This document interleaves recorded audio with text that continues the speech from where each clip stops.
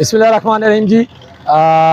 अभी इस वक्त हम लोग 22 नंबर चौक मौजूद हैं। हम लोग यहाँ से टेंच की तरफ जाएंगे।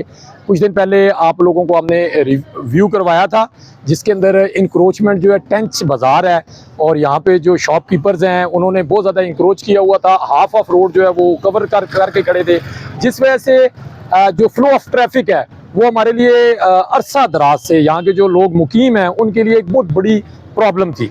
तो अल्हम्दुलिल्लाह सिटी ट्रैफिक पुलिस ने under the supervision of CTO Rawalpindi उनकी हदायत के मुताबिक हमने जो है वो टेंच जो बाज़ार है वो बिल्कुल बड़ा अच्छा साफ़ किया है।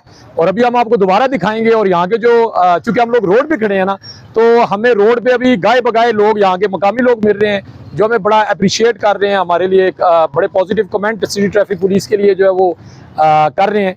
तो बाकी ये है कि अभी हम आपको दिखाते हैं कि टेंच जो बाज़ार है वो आपको अपनी जो रश वाले एरिया की वजह से जो मशहूर था, अभी आपको बड़ा नीट एंड क्लीन नज़र आएगा।